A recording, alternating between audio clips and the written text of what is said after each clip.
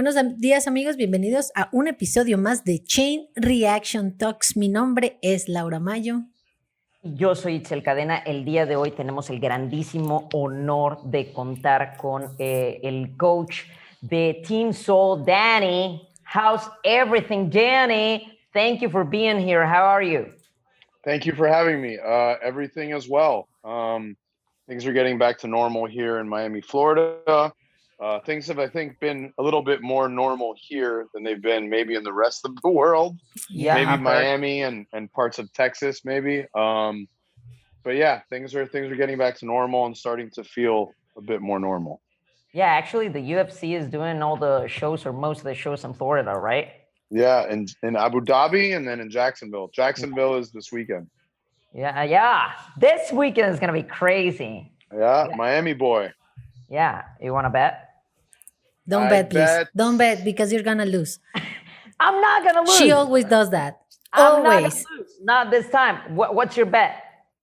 Mira, let me see if I can say this in Spanish to represent my Miami people. Yo creo que Masvidal puede ganar, pero realmente es Usman. Yeah. I think Masvidal wants to stand up and fight, and I think Usman will out-wrestle the shit out of him. And based off of what happened last time, I think Usman is the more dominant, well-rounded MMA fighter. I want my Miami boy to win, and I'm going to be rooting for my Miami boy, and I'm going to be wearing my gear, and let's go 305, but I think it'll be Usman. Yeah, me too. Well, he also got a 6 days notice, so that's got to count too. I mean, he wasn't going to fight Usman, so I don't know. It's going to be interesting. It's going to be interesting for sure. To be honest with you, George Masvidal can sell a fight really well, and I think his hype is more consistent with his personality and how big of a personality he has. But to be honest with you, I haven't seen a very impressive George Masvidal fight in a really long time. The Nate Diaz fight was lackluster. You could say, the same excuse you give for Masvidal at Usman, you can almost give for Nate Diaz with Masvidal. Nate Diaz was not in shape. Yeah. He had just come out. I don't know. And then he had that knockout with Ben Askren. Which was fucking crazy. That was crazy, but we didn't see him fight. That's true. We didn't see him wrestle Ben Askren, so I don't know what that is like. And then Ben Usman Askren has been fucking around all the time. Like this Jake Paul, It was terrible. It was sad. He's a clown now. I used to have so much respect for Ben Askren, and I can't even stand the sight of his chubby ass anymore. I know.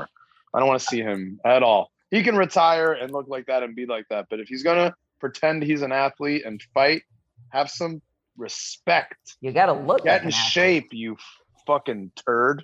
I agree completely. Okay, now you all speak in Chinese to me. I know. I was thinking about that. Yeah, we totally went overboard. All right, so we gathered a lot of questions from your Latin fans. Oh wow. We have a lot of interesting shit right here. So let's start with that. First off, what do you think about this year's changes? I like them so far. I think they're positive changes. I think that this year CrossFit has the burden is on them to prove that these changes are going to work. And I think the burden is on CrossFit to prove that we should trust them.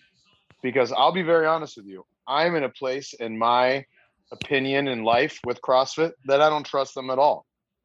Yeah. The last 4 years has been emotional, non-well planned out changes, one after the other, after the other, after the other, after the other.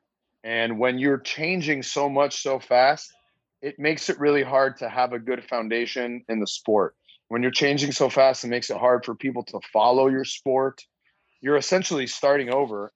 CrossFit has started over 3 times in the last 4 years or something like that. Yeah. So I think this season so far, I like what they've laid out. I think it makes sense. I did not like the sanctioned events concept. I think it was too many, too hard to follow, not enough rules, not equitable tests. It was just scattered all over the place. It was really hard to develop athletes through that system. I think the last system is very good for people who are very wealthy and who can travel around every weekend competing. I don't think that's safe for your body. I don't think that's smart. So I did not like the last one at all. So far, I like it, I think, you know? Awesome. Yeah. Yeah. Okay. So, Here we go. What's your take in this year's programming so far from the Open and the quarterfinals? Okay. The Open, I liked. I would like to see more tests. Now look, when I answer these questions, you have to understand that I'm speaking from a competitive CrossFit coach's perspective. for sure. También yo tengo el otro perspectivo, right? Did I say that right? Perspectiva of a gym owner. Of So hay course. los dos. Yep. Y hay dos opiniones. ¿Me entiende? Sí. So from the CrossFit coaching perspective, I would like to see more scores in the Open. I think that is important to have a good, well-rounded test. From a competition standpoint, I don't really know how much fitness was really tested during the Open. You know what I mean? I definitely have opinions on some of those workouts as well. Like the first workout, I know a lot of people didn't like the wall climbs. I don't care. I think it's fine. It's whatever. What I didn't like about that first workout is how easy it was to hack. Like, I don't like workouts that if we sit and do enough times and figure out how to cheat them or hack them or shorten the standard, how we can rise up the fucking leaderboard like crazy. I don't like that. I like testing fitness. So I think it was okay, the Open. I think it was okay. I love that last workout. I think that last workout was cool. That was in the Open. Yeah. And then quarterfinals. So I think the programming in quarterfinals was good for the people that it was intended for.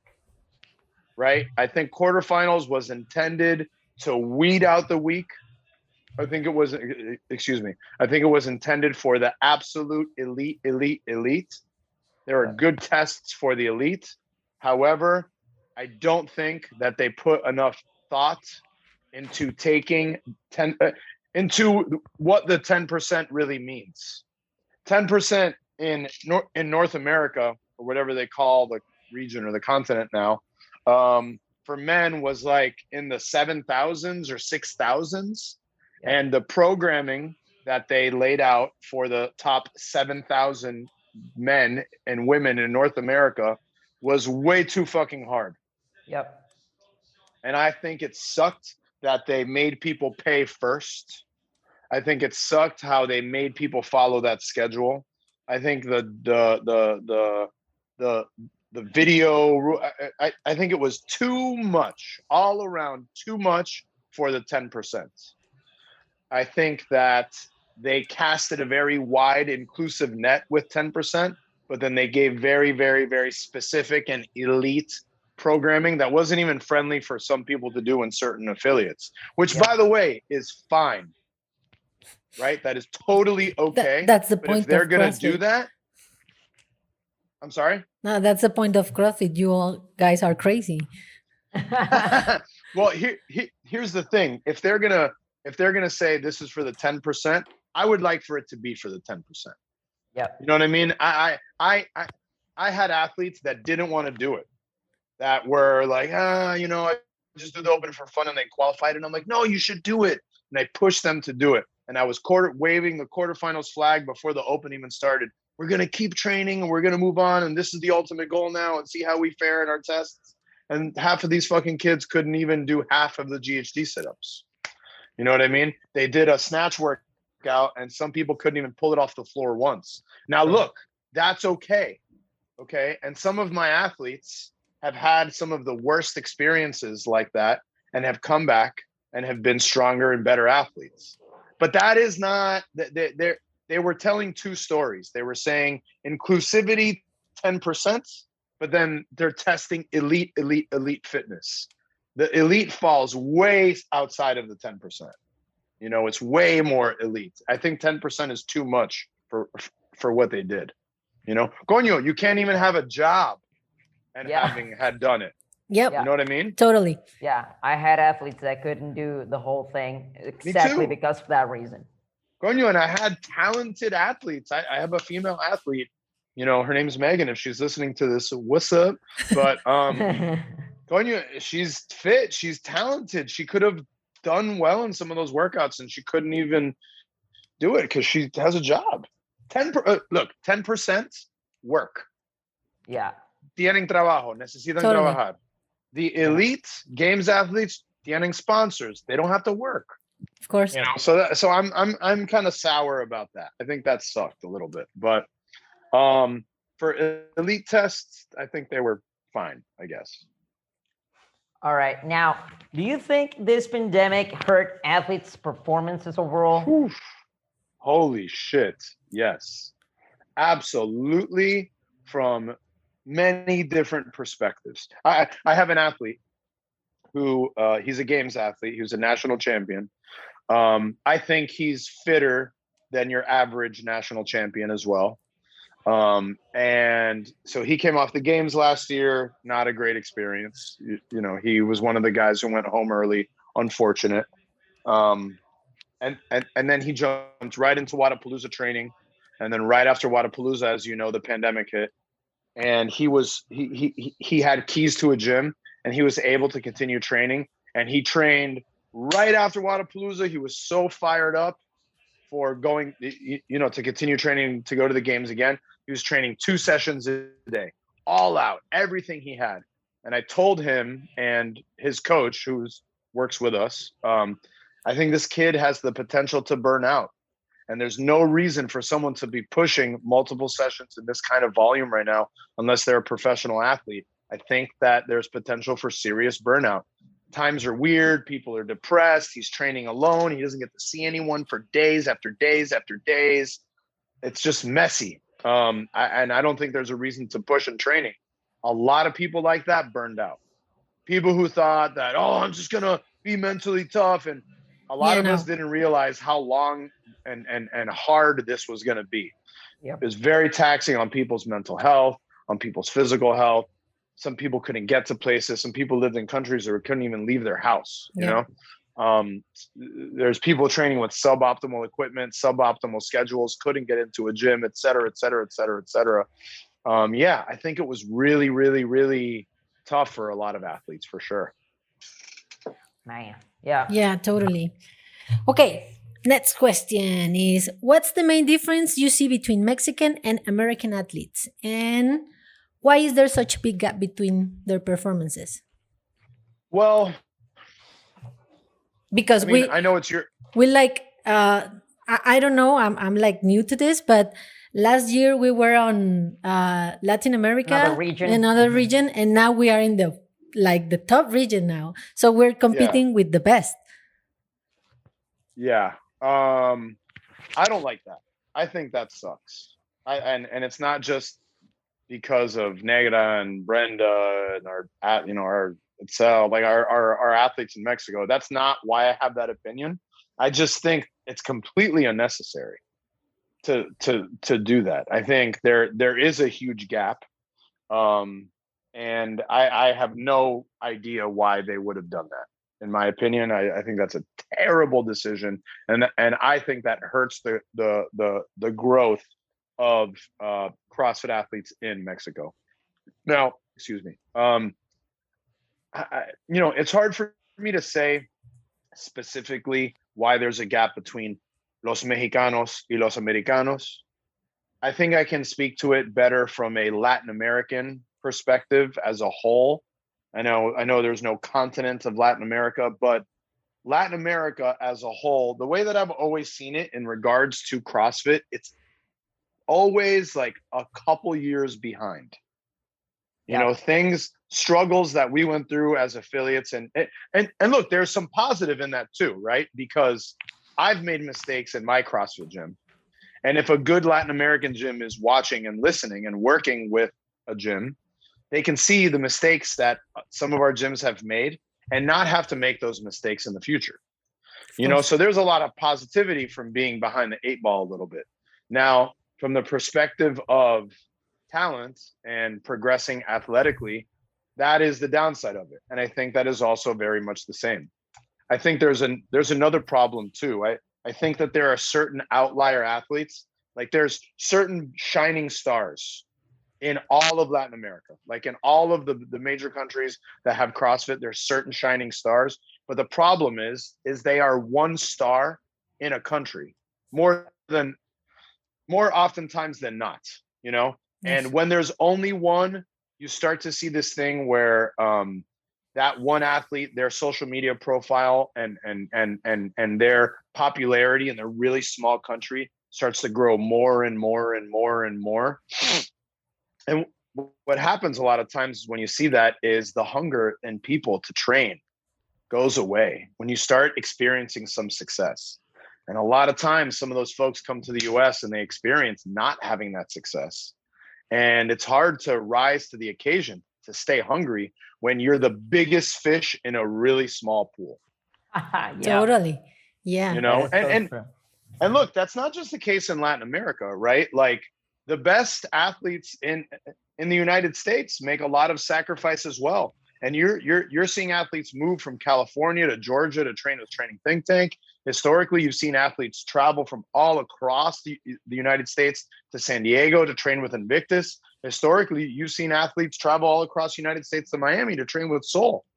You know, and really, my philosophy is high tide raises all ships. You know, it's hard to have one good athlete. You got to take that one athlete out of their comfort zone, out of their country, out of their region, and put them with the best. And then I think you'll see more and more development. And that was always my concept. And that's what we did with Brenda Castro. And I'll tell you what, it proved us right. You know, Brenda was running around winning every fucking event she was invited to or went to in Mexico. She was the biggest thing in Mexico. And honestly, at a time, she was kind of cocky about it. And she competed kind of cocky because she could in Mexico, where she was whooping everybody's ass. But then what happens when we went to Granite Games and she lines up next to Camille LeBlanc Bazinet at the time, or she lines up next to whomever? She's like, holy shit. I don't know how to pace. I don't know how to, I can't stop looking at where they are. Like it was actually not Granite Games. It was regionals in 2017 or 16. Yeah. It was the last one in San Antonio, I believe. Yeah, it was. You know, and Brenda had gone around everywhere winning everything that we had done together. It was all in Latin America. And then I realized, like, just even in check-in, when she was in check-in, people were asking her for her autograph, and Brenda was nervous about that, you know? So, you know, I don't want to say, you know, this is the reason why Mexican athletes are so far behind. I think it's just Latin America is a growing region, you know, so they're a couple years behind in regards to many things. I don't think it's American coaching. I don't think it's American athletes. You know, maybe it has a little bit to do with some of the quality of equipment, some of the ways that gyms are structured. You know, a lot of the recovery practices in the United States are probably better than some countries in Latin America. So maybe some of that has stuff to do with it, but I don't think it's an American thing. I mean, look at the Europeans. They beat our ass all the time. Yeah. You know, I don't think the United States has, I don't think it's an American coaching thing or anything like that. No. Okay. Actually, you kind of step on the next question, but we got this question is kind of delicate. What did you think about Brenda's performance this year? It's not delicate. I'm an open book, as you know. I'm very transparent, and I speak very honestly and openly all the time. And it pisses my friends and my family and my athletes off sometimes, but that's how it goes. I know. You know, I think Brenda's performance was consistent with the amount of work that we were able to put in, if that makes sense. Yeah. You know, Brenda had just got off her second stint in a long-term TV show. And in that TV show, she was not allowed to train. And honestly, she talked about retiring until Masters before the TV show. And she came back prematurely. She wanted to stay on the show longer, but the nature of the show, she didn't. She was kicked off or asked to leave or whatever from the show. And then she came back and she realized she wants to train. She loves CrossFit. I love training her. She likes to work with me and us, et cetera, et cetera. So she said, let's go, let's push for it. And I'm always along for the ride with her, you know. She trusted me, I trusted her. So we gave it a shot. We did as much as we could. She had like a top incredible score in the first workout, the handstand push-up workout in quarterfinals. Excuse me. She also had a great front squat score. And then things just kind of fell apart after that. We put the workouts in very good sequence for her. But, you know, that volume of GHDs absolutely destroyed her for the rest of the weekend. Now, I don't think that's I'm not going to blame that on the GHD sit-ups. I don't think that many GHD sit-ups is a good test ever. And I would never program that. And I don't like that. I think that's unnecessary. I think that's over-programmed is my opinion. But I also have the opinion that that is the test at hand. And we must accomplish that test no matter what. We are playing the game of CrossFit, and we are playing the game of Dave Castro's programming. And there's no use in complaining about that, because that is the game we're subjecting ourselves to when we sign up at games.crossfit.com. Yes. You know what I mean? Yeah. So I can't come out and blame it on that. What I would just blame it on, and what I would chalk it up to, we didn't have a chance to touch enough volume. You know, we didn't have a chance to touch enough pieces. We didn't build GHD volume. If you look at some of how our other athletes were prepared for that workout, and it was absolutely fine because they were training all year long, and GHD sit-ups are a staple in our programming. Not necessarily in Metcons, but we do them daily in some capacity almost, you know? Yeah, that's what I think about her performance. It was very consistent with that. Quarterfinals was for people who train with intensity and who train with volume. You know, there was a lot of contractions, a lot of repetitions to be done over the course of that weekend. And if you're doing one workout a day, 2 workouts a day for a few weeks leading up to competition, you're not going to be well prepared for that level of intensity. Yeah, that's right. Okay, let's see. What's your pick for this year's games podium, male and female? Oh my God.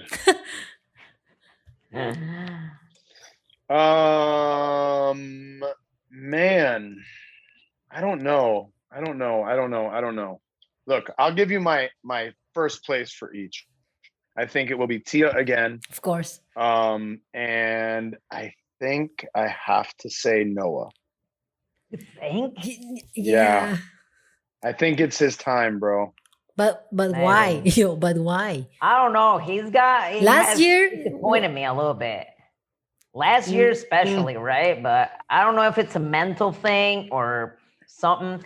Well, maybe he's going to feel a little better now that he's like Matt Fraser, that shadow of Matt Fraser is not going to be there. His nemesis. Yeah, I know. Look, it's interesting, you know, you guys say that like he's been a disappointment, because really he's like one of the most consistent games athletes in the history of the CrossFit Games.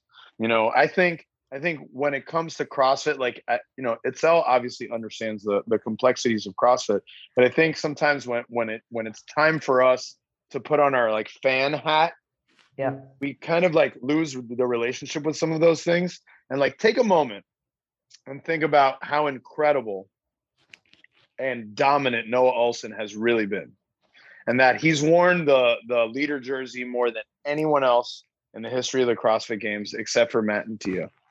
And I know he's had some tough events that have put him in weird positions, and I know he's done some things in his early years as a CrossFit Games athlete that like some people have opinions of him about, but he's been incredibly dominant. You know, and like, look, last year, I don't even consider that. I'm surprised that Matt wanted to retire coming off of last year, because last year it was hard, but last year was a joke, in my opinion. I mean, I guess I'm happy that they did it, and rah for them, and good job for executing on that. But that, like, the way that I look at that, like that, it was important for CrossFit to do that for CrossFit. But as a coach, as an athlete, former competitor, blah, blah, blah, I don't care about last year's CrossFit Games. Come on, 5-on-5, that's, or whatever, like 5 people. That's such a poor point spread, not fun to watch. Like that to me was not, you know, a thing. That's interesting. So I would say Noah and Tia.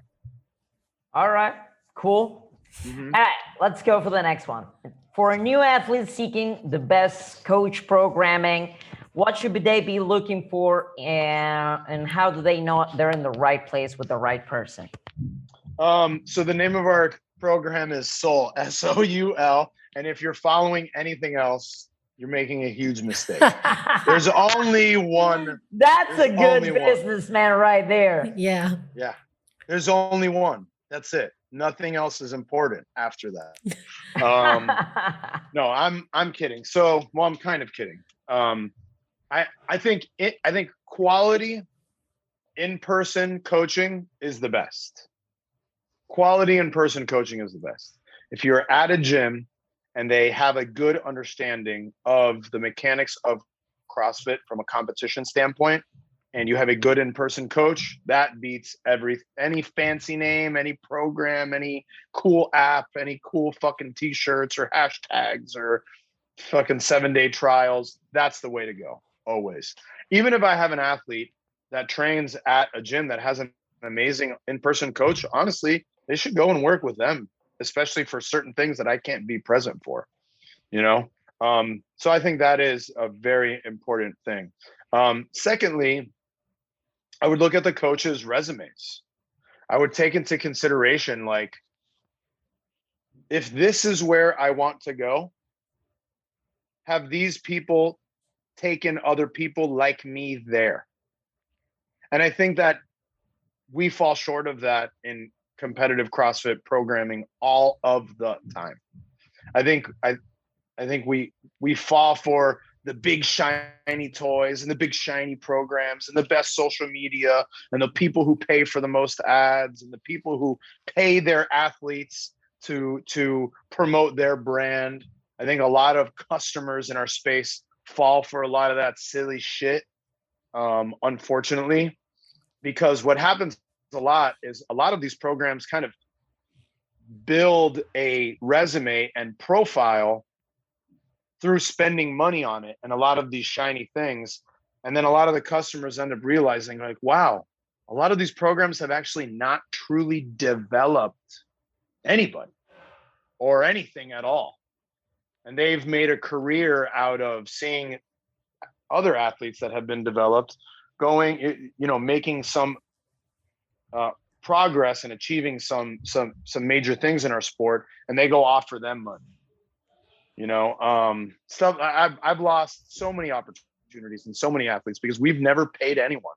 You know, we ask for everyone to pay in some capacity because we put a lot of work into this, and we don't have Reebok and Nike and big brands backing us up. This is like mom and pop, just hard ass work for us. You know, of course. So I think that's a huge aspect is understanding what your own personal goals are, and then conceptualizing whether this team or this coach or these people can really help me get there, you know? And you have to do the sniff test. Like, you have to see if they're being authentic about it too. Because I'll tell you what, in my time, especially in Mexico, I've ran into a bunch of, to some coaches down there that all they do is stealing people's programs and lying to their athletes and pretending like I was waiting for you to say that. Oh yeah, I swear. Yeah, right. I mean, I have been to gyms that have copied our program. I know. You know what I'm talking about. That's So, so sad. mhm. Yeah. Well, I'm gonna make a funny question now. So, Fraser Okay. or Fronin? Fraser, 100%. No doubt in my mind. I hesitated for a second, but that was for other reasons. But yeah, Fraser for sure. Yeah. It's almost like saying LeBron or Jordan. Okay, I was gonna ask you okay. that. The next question I was was gonna fucking ask you that. Well, look, I think LeBron is soft. I don't like LeBron James. I don't like his brand. I don't like anything about LeBron. I hate LeBron James. Hate is a strong word, Yeah. but I'm an emotional and very dramatic person.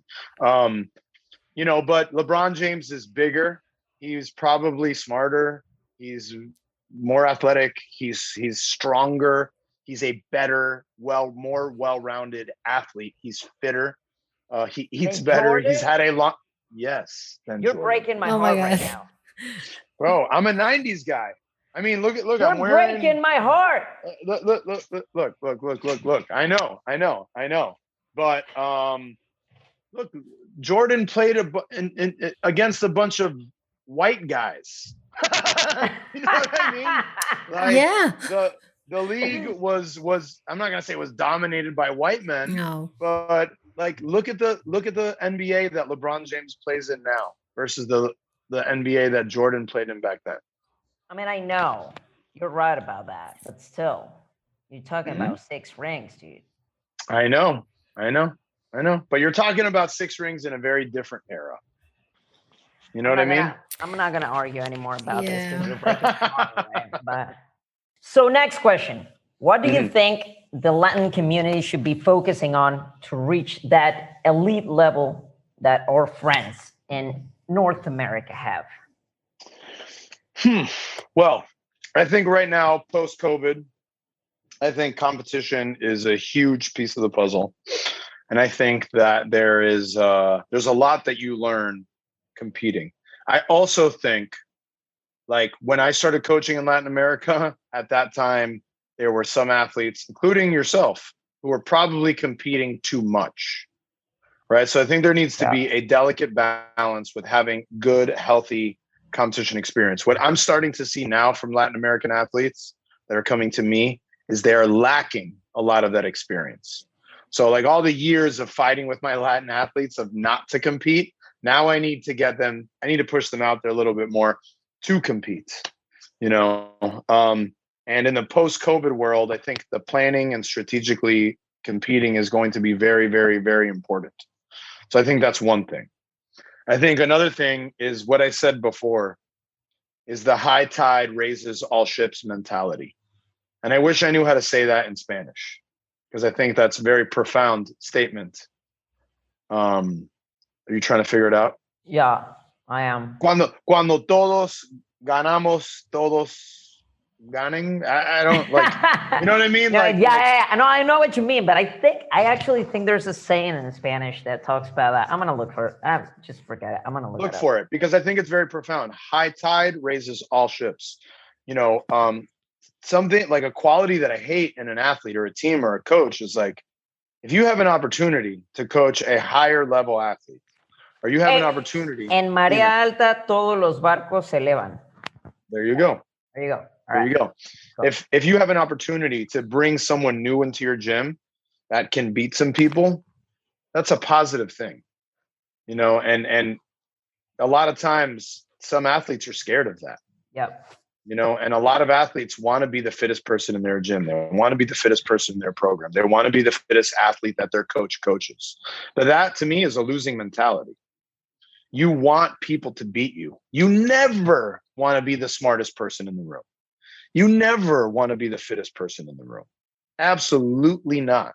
If you're in the process of development and learning, getting beat and learning from those lessons are really important. You know, so whatever that means for a Latin athlete is whatever that means. Maybe that means they have to come to the United States. It could be. Maybe that means going to train with the Argentinian team that beats you all the time and going to put your tail in between your legs and going to talk to those guys and putting yourself around those people or that Colombian team or that Brazilian team. You know, I think sometimes some people, and look, I understand this too, because it happens in the United States, but some athletes are too proud sometimes to ask for help and to really check their ego, you know? And then there's another huge thing too, that I'll come out and say that a lot of people are probably uncomfortable talking about, but there's a lot of fucking cheating in Latin America. Yep. There's a lot of cheating in Latin America, man. They're like from you know, abusing substances that are banned. I know that happens in the United States too. And I know that's a very realistic part of sport. But if you're juicing all year long and you're posting monster lifts all over Instagram, and then you show up to regionals and you're doing well day one at regionals, and then you fake an injury, or you don't show up day 2 or day 3 because you're scared you're going to get drug tested, that sucks. That's not good for your country. That's not good for your development, you know? And then there's, you know, the classic story of some of these athletes putting up incredible open scores, putting up incredible videos in Instagram, and then in person, they don't know how to perform. You know what I mean? We know what that is. You know, CrossFit can't come out and say it, but we can. We know what that really means. And I've been there and I've seen it, and I've had the athletes. I've coached people personally who have done those things, who have sent me scores, and I know they're not real. Yeah. You know? So it's annoying. Yeah. It's annoying. It's annoying. CrossFit is a very weird sport where, like, it's like Matt Fraser and Tia, those are very real to you. You do the same exercises that they do. You train really the same way that they train. You've been in gyms where they are. They're normal people. Shit, you could even beat them in a random test. You're not going to beat them in the big picture, but, like, you know, a Julian. Here's a story for you. And my memory sucks, but I think what was the last open? It was 2019 before this one, right? There was that workout, the dumbbell hang clean to overhead, I think, with toes to bar and double unders. It was like a really long AMRAP. Okay. Pat Vellner did it at Seoul. All right. With Matt Fraser at Seoul, and Julian Cerna. Yeah. And I think Julian kept up with them for 18 out of 20 minutes or something, right? And my memory's a little fuzzy, so I'm not being like, please don't totally quote me on this. But after the workout, they were like, who was that guy? Like, they didn't even know who he was, and they didn't know his competition history. They don't know Julian's won Wadapalooza, and he won OC Throwdown, and he's been on the brink of major things his whole entire athletic career before those guys even did CrossFit, you know? But they're beatable. Like, you can beat them in certain workouts. You're not going to beat them over the course of an entire competition and several comprehensive fitness tests, but it's possible to beat them. It's possible to touch them. It's possible to train like them. Like, you know, I've outsnatched half of the men's elite division in CrossFit. You know, I'm better than them at certain things. So I think sometimes that plays a weird, it like rents a weird space in our head where we think, because it's tangible and they're there, that I can be like them, that I'm that much closer to them. In reality, you're not. You're really far away from it. And it's this weird thing because, like, you show up to your 4 p.m. CrossFit class and you're doing CrossFit. And then you turn on ESPN and you look at Matt Fraser also doing CrossFit, right? But when we sit and we watch the NBA and we watch LeBron James, who I think is a bum, flies through the air, we understand we can't do that. I can go play basketball, but I can't play the NBA. I'm not good enough to be in the NBA, but I can go play ball all day long. CrossFit's weird, where they're like, we understand the differences, but at the same time, they're kind of the same thing. You know what I mean? So I think, like, people feel like those goals are very, very, very accomplishable, you know? Yeah, I know. Like, when you get a new athlete, most of the times when you ask them, their goal is, I want to be at the CrossFit Games. Yeah. And it's so hard to tell, it's not going to happen. It's not that easy, Yeah. Yeah, to have that conversation, and because they think you're being an ass about it. You're like, breaking a dream or something. And I remember this because I actually had this conversation with you. I remember when I had this conversation with you for Wodapalooza, where I wanted to go NRX, and you said you're going intermediate, and I said you're busting my balls. I want to be your X. I can't do it. And I had to have that conversation. I think that makes you a great coach, because appreciate that. That is true. I remember that conversation very well, and I actually thank you for it, because that's why I got a second place at the Wodapalooza, and that's why I actually enjoyed the competition. And after I saw what I had to do at that moment in RX, I realized I wasn't at that level. But it is true that even for a coach, you have to be that motherfucker sometimes, Yeah. I mean, look, our jobs as coaches is leading people to reach their realistic goals. And if you are not helping lead your client or athlete, whoever it is, in a direction that's consistent with their realistic goals, and you're not having conversations with them about it, you're doing yourself a disservice, but you're also doing them a disservice. And a lot of times there's freedom understanding where we are and what is possible, and kind of resetting our sights so we can set accomplishable, realistic, tangible goals. I mean, it's when you came to us, how old were you? You were 31, 32? Yeah, now about 31. Yeah. Shoulders blown out, competed at MMA for a long time, then started to compete in CrossFit and had a lot of success very, very, very early on, but still, due to the shoulder, had a ton of things that you could not address that held you back a lot. Yeah. So the conversation needs to be had. Like, you want to go to the CrossFit Games. Do you realize that there are 20-year-olds who train all day long, who get paid to train, that are not qualifying for the CrossFit Games, that can still beat half of us up and down the floor, left and right? Like, you have to understand the development. Very few people walk into a CrossFit gym at 31 years old and say, I like CrossFit, I want to go to the CrossFit Games, let's go. That's just not how it goes. You have to, I talk about this in my goal setting seminar all the time. The best thing an athlete could do, in my opinion, is pick a hero. You've heard me talk about that itself. Pick your own hero in the sport. If you're a basketball player, and if you are a child growing up and you love basketball, pick LeBron James as your hero. Try to structure your life around how you feel he did. Go outside and shoot free throws like him, dress like him, be like him. Try to get as much of that energy, educate yourself about his development as you can, and try to follow that same path. Probably not going to accomplish the same things that he did. You have a much better chance as a child and understanding those developmental years and being well led in that path. But if you're a 26-year-old man, boy, whatever, and you decide, I want to play in the NBA, I got news for you, homie. That's probably not going to happen. Yeah. So. Now, talking about that, I have another question that, well, I know the answer, but people here now. Do you think, as a coach, you need to do CrossFit? You need to look like you do CrossFit to be a CrossFit coach? I'm saying this because we do have, especially in Latin America, well, from my experience, we have a lot of coaches that don't even look like coaches.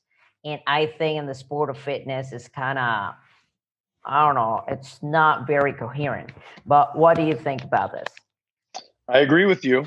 I agree with you to an extent. Do I think great athletes make great coaches? No, absolutely not. For sure. Yeah. No, I do not. And even from like the most dominant CrossFit Games athlete in the history of our sport, Matt Frazier, just starting a new program, I think that's kind of whack. And I don't say that from the perspective, just from the perspective of a competitor of his now. That does have something to do with my opinion. And I mean, I can't lie about that. You know, we're competitors. I think we're the best. I think we're better than him. I know we're better than him, you know, but really, like, someone like that, I would love to have seen him take a couple years or coach a couple people or take some, like, develop some people, develop some systems, develop some programs instead of just jumping right into it. I don't, you know, for me, that's a cash grab and it's pretty obvious and good for him and people will go for it. And I know I sound like a hater, you know, and that's fine. Now, in regards to exactly what you asked, like, do they have to look like a CrossFit coach? I mean, yes, kind of. Like, have some respect for the sport. Have some respect for yourself. Am I saying you need to be swinging on rings? No. Am I saying you need to be walking up and down the ramp and snatching, you know, 150 kilos? I'm not. No, I'm not saying that. And I don't do those things either, you know. But I do think you have to have some fundamental experience in the sport yourself. I think the best way to learn how to coach, learn how to write programs is to experiment with yourself and, unfortunately, with your clients. Yeah. You know, that's the best way to learn through some of those things. And if you haven't taught yourself like basic progressions on like how to get your toes to the bar yourself, like, I don't know that you're going to have a lot of success teaching anyone else to do it. Not saying you need to be a super athlete. I'm not even saying you need to be a good athlete, but you do have to have experience doing that. And you do have to have experience leading people through some of that. You have to have some, you know, if you don't know what it's like to battle through not having certain skills and trying and reinventing and seeking out other coaching, like, and being hurt through that, you're not going to know what it's like to see your athletes struggle through that. You know what I mean? Exactly. So I feel like it's a very important piece of the puzzle. Being athletic, having some athletic background, being involved in athletics in somehow. Like me, I don't do any CrossFit anymore at all. Zero. I cannot. My body right now at this time is not tolerating it well. But I run long distances. I do jujitsu. I power lift. I do a lot of assistance work. I do a ton of aerobic work. I push and I pull sleds. I do some like strongman type assistance exercise. I stay fit. I'm in really good shape right now. But right now I choose to not do CrossFit, you know, but I still develop myself through many other areas. I have a coach right now that I'm working with. Like, I'm still in a position where I'm learning from other people, you know? So. Yeah, I agree. All right. So what are the biggest mistakes new CrossFit coaches are making? I think, you know, the example that you just brought up of when you wanted to compete in high elite RX divisions and us, your coaching team, decided that we wanted to see you have some consistency at some of these other divisions and develop you up. I think too many coaches put their athletes in positions that make them fail and look down. I think too many coaches maybe hype some of their athletes up a little bit too much in the head and don't check their ego enough. And oftentimes you see some of these athletes spend a lot of years struggling and some trying to shoot too high, you know, when really there's a beautiful thing in development. I have some young men and women that I'm working with right now that are not games athletes right now. They're far from it. They got their fucking asses handed to them in quarterfinals. However, I do think that they are the future. I do think that they are our future, and I do think that they are going to play pivotal roles in the future of this sport. And I think the slow progression is the most valuable one and is going to build the biggest base. And for me, the person with the biggest base has the potential to have the greatest and longest career in the sport. So I think that's a huge mistake a lot of coaches make. I think another mistake a lot of coaches make is they are comparing their athletes to some of the best people in the sport. And they're comparing their own coaching to some of the training that the athletes, the best people in their sport. And honestly, I think the problem with a lot of developing coaches is the same with a lot of developing athletes, is their ego is too big. Like if you're a coach that has not been through other people's training systems and you have not had a mentor and you have not been through some of these things like we just addressed in your last question, I think that puts you in a very compromised and vulnerable position as a coach. I think as a coach, sometimes it's important to understand when you don't have the answer, you know, and you got to seek for help. And I think that that's the most beautiful thing about our program. You know, like when you were with us at Cell and you would come up to me with a question, you might ask me a question that is better suited for Sean Velas to answer. And I'll tell you, I don't fucking know the answer to that. Let's ask Sean. You might ask me a question about a weight cut that I don't know how to answer. And I've got to ask Lewis. And I have to have Lewis to come over here to have this conversation with us. Maybe you have a question about setting up a workout logistically. Do you think it's going to be faster if I transition from this side of the rower to that side of the wall ball? And I say, Coño, let's ask Anthony. Let's get Anthony in here and to talk about logistics and a better strategy in this workout. You know, like I said before, you never want to be the smartest guy in the room. And if you're kind of running a training program that everyone is just worshiping you and the brand is you and what all the shit you have to say, and there's not a team component and there's not a group of coaches calling each other out and keeping each other accountable for stuff, I think that's a recipe for disaster, you know? So I think that it's very interesting what you're mentioning, because I think it happens a lot. Well, right now it's happening a lot in Latin America.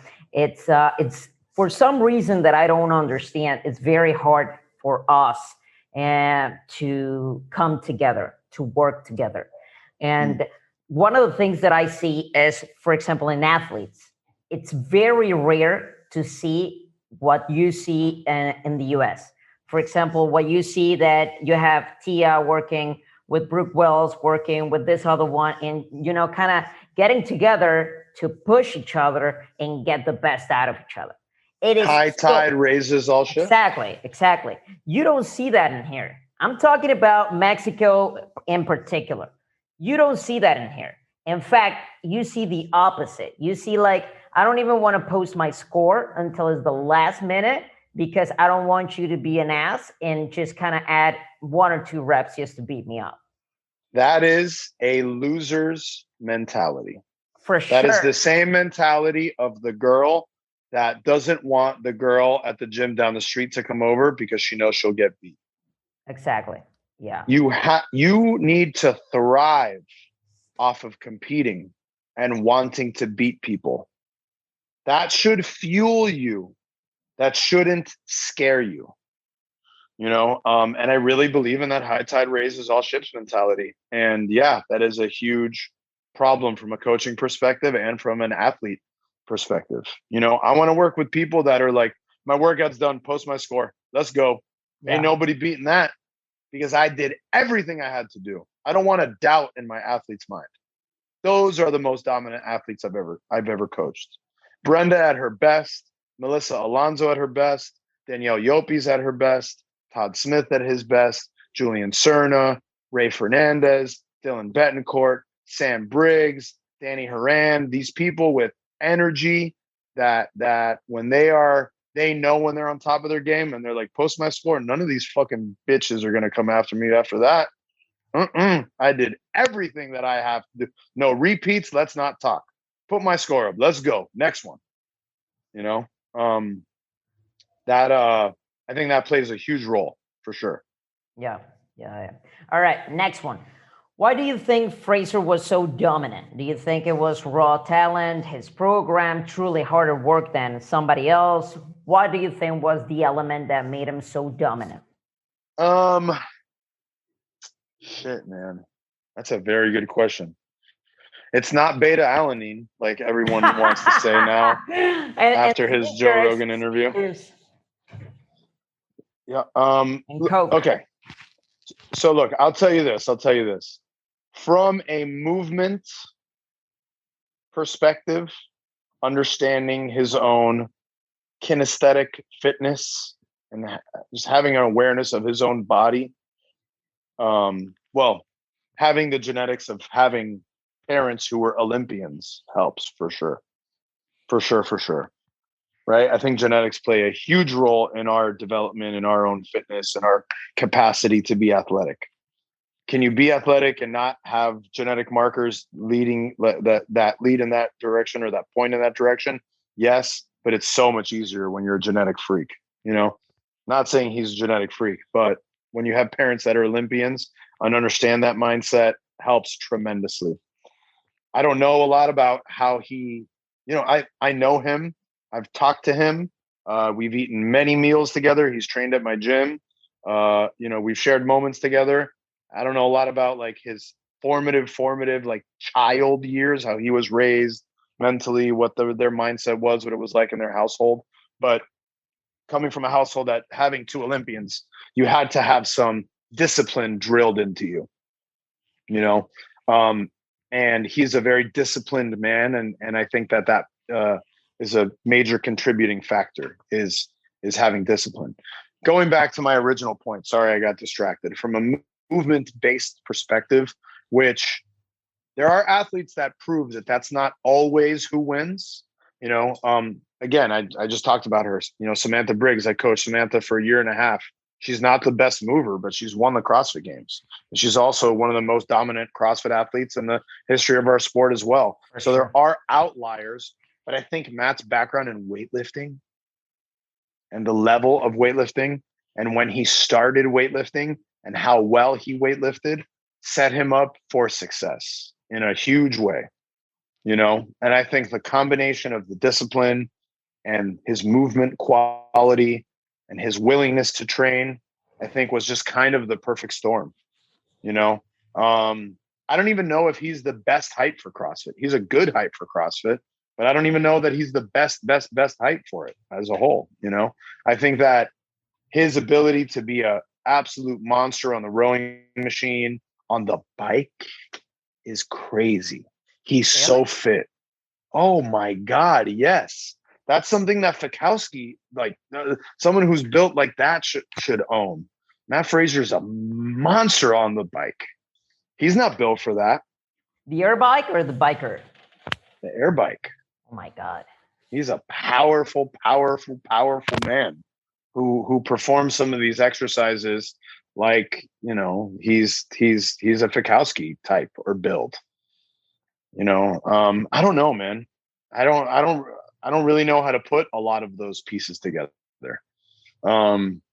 Besides chalking some of it up to hard work and determination and all that fucking corny shit. I think, that stuff does count, and there is a place for it, Yeah, for sure. I don't think, look, as a I love program design. I've spent countless money on books and programs and mentorships and long-term mentorships and short-term and internships and so many things. And I've read and done so many things and been involved in so many different things in the sport. I love programming. I think it's important, but I also recognize it's not the end all be all. I think programming is really important here and here. I think it's important in the developing years. I think your hand should be held. In some instances, I don't mean that in every sense, but I think the development of an athlete is important. And then I think programming becomes important when you talk about how to get someone from the top 10 to the top 5. I think exercise selection is, and knowing how to prioritize certain pieces. I think understanding that not every athlete needs to do everything. And having like the confidence in your athlete, like, okay, we don't need to touch some of these things as often. The juice is not worth the squeeze. When we push the toes to bar for her, this happens. When we push the squats for him, this happens. Like he's already proficient in XYZ. As long as during our taper, we expose them to some of these elements, or in some skill pieces, we expose them to some of these elements, we have the confidence that they don't need to be touching everything every day, So that's why I think like at the top of the sport and in the developing of the sport, I think it's very important. But everything else in between, I don't know how important that is, to be honest, Yeah, so. Sure. All right. Do you think it's convenient to have a coach for everything? Right now it's like very fashionable to have your coach for gymnastics and a coach for weightlifting and a coach for, for everything. So do you think that's convenient for an athlete, or should you just have a coach for CrossFit? I think it depends. I've been involved with people's program designs as well, where there's too many fucking cooks in the kitchen. Some of those athletes I named before, at periods would have 3, 4, 5 people working on a design, and I think that is unnecessary. I've also been involved in some relationships where that has existed and it's been very successful. And there's like the job of the one coach to put all of the things together and sees the whole vision and the whole plan. I think that is a relationship that oftentimes does work for some people. But just like many answers in coaching, I think it depends. Depends on the individual. It depends on the head coach. It depends on the coaching system. It depends on the goal. It depends on the timeline. You know. So yeah, it depends. All right, cool. Next, we're almost done. If you were to have one machine in your gym, let's say, your garage gym, your house gym, which one would you pick? Rower, skier, biker, or air bike? Bike erg. Me? Really? Me? Are you asking me? Are you asking me if for an athlete? For an athlete. It's just I've heard that answer a lot. And I don't know, I want to know. I've never been on a biker, but I've heard a lot about the importance of this machine. And I'm wondering, really? Why? What makes it so special? Well, so on the bike erg, I think it's more versatile. You can do a lot more. I'm also a big fan of the bike erg because I think the demand on your tissue, on your musculoskeletal system is much less. I can't sit on the rower for 30 minutes myself. Actually, that is my top threshold for sitting on the rower, 30 minutes, because my back will not allow me to. I have poor spine health and I've battled with it for years. So as a result, I can't push my fitness on a rowing machine. Okay. The ski erg, in my opinion, is too dynamic to do stuff like restorative work, to do recovery work, to do, your classic cardio pieces, et cetera, et cetera. Ski erg's really good for pushing your aerobic power, your top end, doing some threshold work. Lactate work on the ski erg works really well. It works really well on the rower. It obviously works really well on the air bike. The C2, you can kind of do all of those things and not have to deal with some of the tissue demands that you would have to deal with on the ski erg or on the rower. Right. So in my opinion, the concept 2 for me or for a general population person, the bike erg, it beats the ski erg and it beats the rower from those two perspectives. Now we have the 2 bikes to compare the 2. The air bike is great. The Echo bike is great. But it is primarily used for higher end energy system development and a more aggressive response is what you're traditionally looking for out of a bike. You can do long slow pieces and they're absolutely miserable. But I think the Concept 2 bike is a little bit more friendly to a longer restorative, again, classic cardio piece or some aerobic development than the air bike.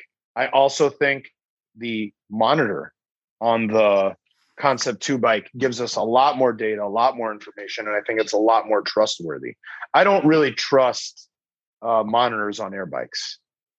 All right. To be honest. So I think the data that you get from the bike erg is much better. Now, if I'm training a games athlete, it's a different story. I'm probably going to pick the rower. All right. And then an air bike is going to be a very close second. The only reason I'd pick a rower for the CrossFit athlete is because that's a machine that they're going to have to touch more often. I can probably build a better base using the air bike in their training, but from a repeated exposure perspective, from the perspective of learning the skill of something that you're going to be competing in, you're going to row. I mean, they've never had the air bike in the open. Yeah. Yeah. So. All right, cool. So if you were a new coach and had money to invest in just one course, which one would be? It doesn't have to be CrossFit. I mean, CrossFit Incorporated kind of course thing. Okay. So if I was a new coach and I had money to invest in a course, and it was only one course that I was going to invest in, I'm going to give a shout out to a competitor of ours who I think is the second best program in our sport, and that is Training Think Tank. Training Think Tank has a phenomenal source of education. They're not like the other programs in our sport. It is a very, they're very authentic. They're very, they have a lot of experience with a lot of athletes, developing lots of different protocols, and they're very, very, very well educated, and they have a very cohesive and good presentation. I paid for it myself. I've been through the original pilot version of it, very, very, very early on. Another program that is a good source of education, or was, I'm not quite sure anymore, but OPEX, you know, in the years when it was OPT, was a great source of knowledge and education for the sport. Now it seems a bit different. I feel like they're missing the mark in some ways, but again, I'm not really looking at them, so I don't know for sure. But yeah, I would probably look at Training Think Tank. All right, cool. Next, what are the most important elements you take into consideration when taking on an athlete? How can you tell if this is a person that has what it takes to make it, you know? Well, I mean, I would love to tell you that the picture at Seoul and, you know, our finances, and we're training the best athletes in the world, and we have a waiting list, and blah, blah, blah, blah, blah, and I do an interview, and if you don't have what it takes, I won't take you on. That's not true at all. Like, you know, I'm not rich. I'm not super wealthy. I work fucking hard, and I run a business, and I treat it like a business. And if someone wants to train with me and they can afford my rate, I will coach them.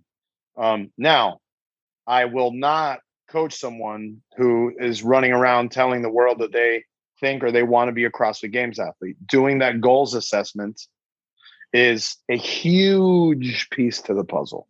Huge piece of the puzzle. And having that level of transparency. Again, if I don't know where you want to go, I don't know how to lead you, right? Look, during quarterfinals, we had an athlete that was having a very tough start.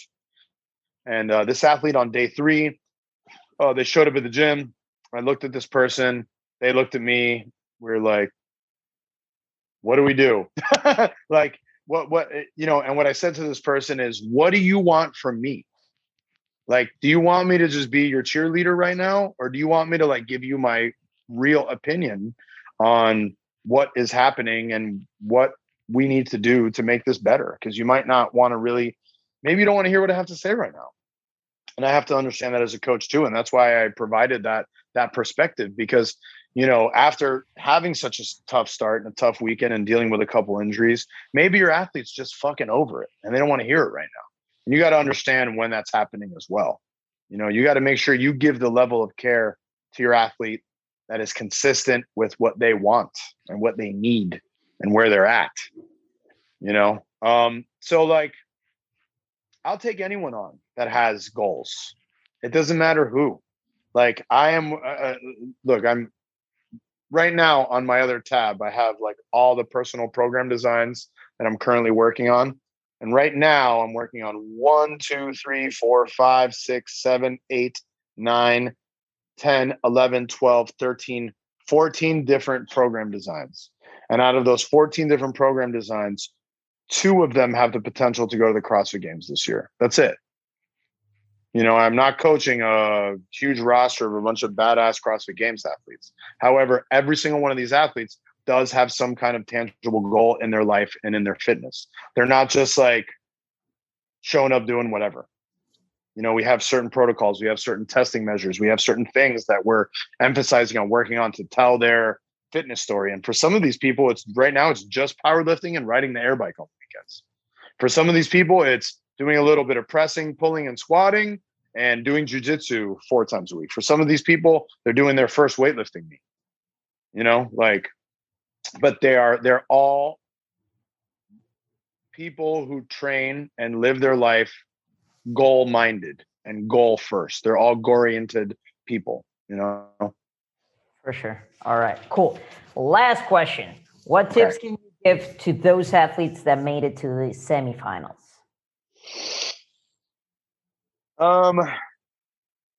Train smart.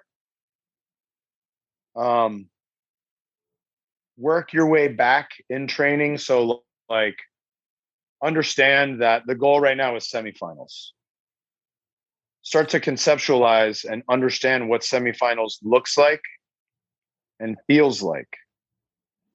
And then if this is semifinals, and if this is what it looks and feels like, if it's a 4-day competition and the workouts historically look like this, and it's very games-like, and et cetera, et cetera, et cetera. Well, that means when I'm close to competition, my training should really be looking and feeling like the competition that I'm about to do.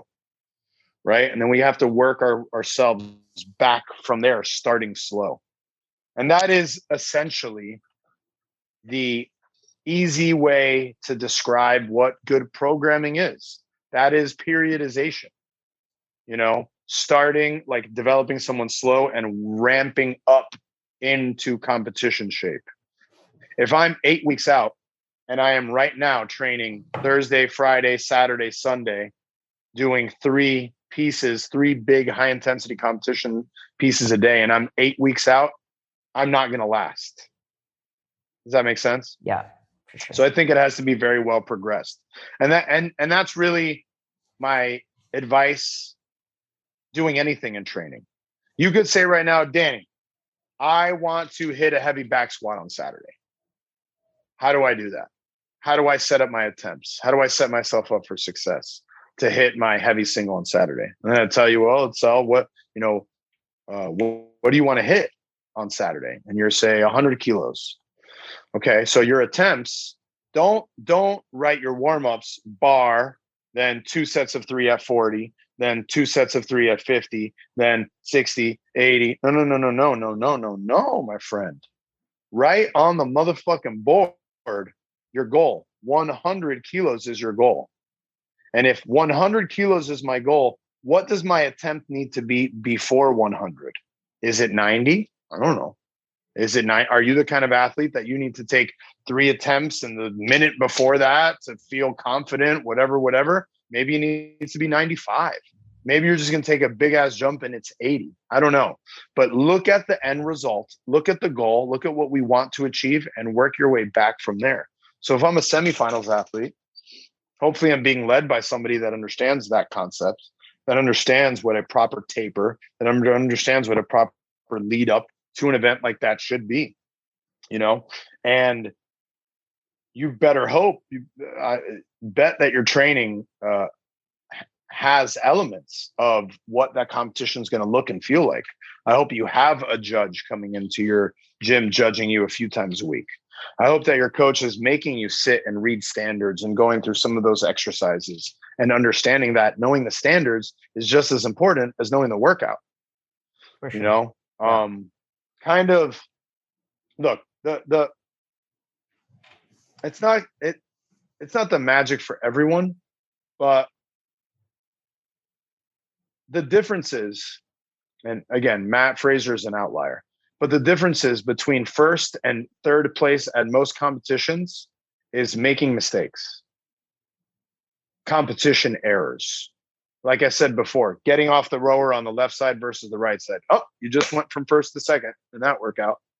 You know, being too aggressive on the wall ball, missing too many reps.